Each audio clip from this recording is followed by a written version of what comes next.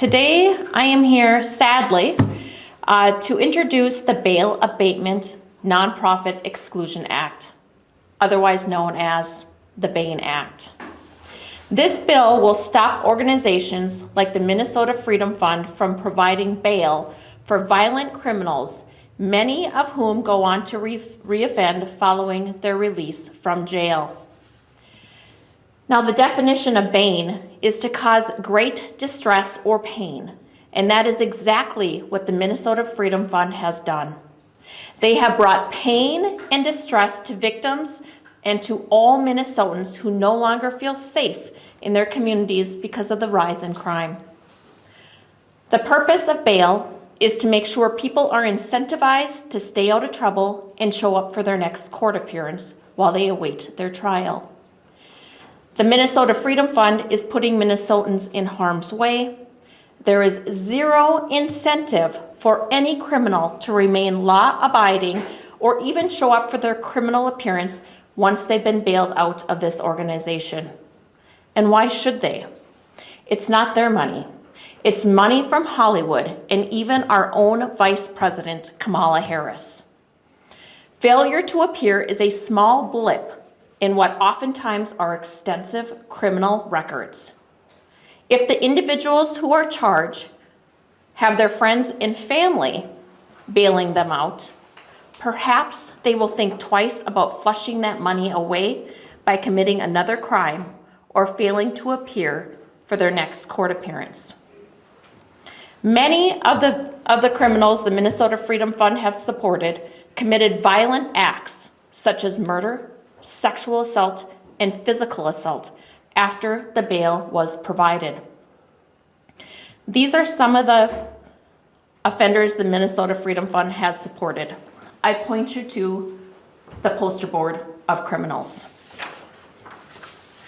The 5 criminals highlighted here were bailed out after new leadership was installed with the Minnesota Freedom Fund. That took place April 20th, 2021. First up, we have George. George had been in jail on domestic assault.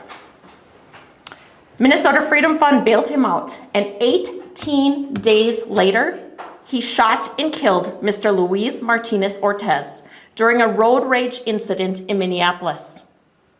George was previously barred from having a firearm because of prior convictions.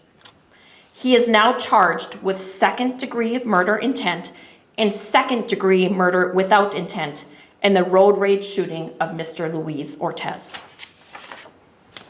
Second up on the criminal poster board, we have Venny. He was charged with assaulting KSTP anchor Matt Bellinger. Venny is accused of throwing a rock at Mr. Bellinger, hitting him in the eye. The complaint states that Venny assaulted Mr. Bellinger because he perceived Mr. Bellinger was a homosexual. Yet Venny was not charged with a hate crime. Venny has a lengthy criminal history with nearly 40 cases that stretch back to 1998 when he was 18 years old.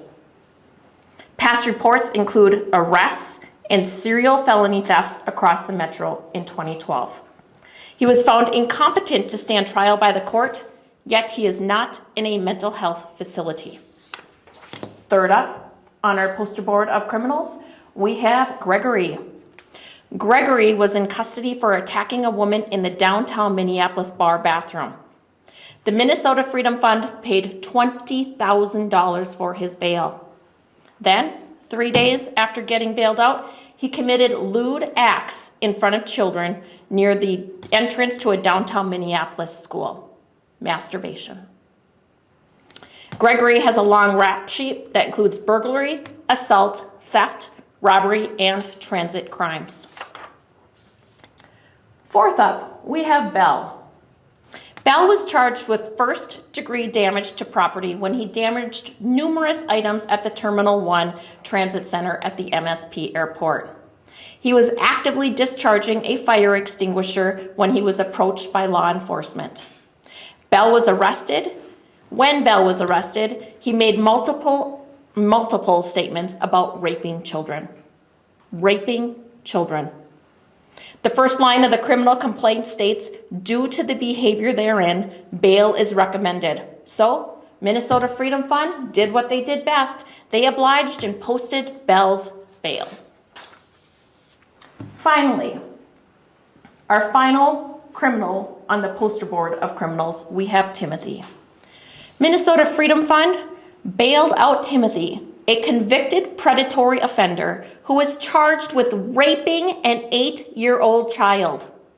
The rape case is still pending, and Timothy does not appear to be currently in custody. Giving violent criminals get out of jail free cards does not make safer communities. We need to put an end to organizations like the Minnesota Freedom Fund, whose whole purpose is to give criminals a free pass so they can go out and commit more violent crimes. There is no iteration of this scheme that is acceptable. We already have a criminal justice system. Listen here.